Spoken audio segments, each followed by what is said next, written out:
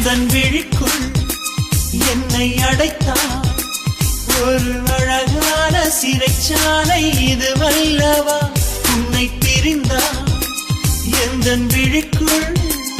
ஒரு 300 முள் வந்து நடமாடுதே கொன்று விட்டதே உன் ஒரு பார்வையே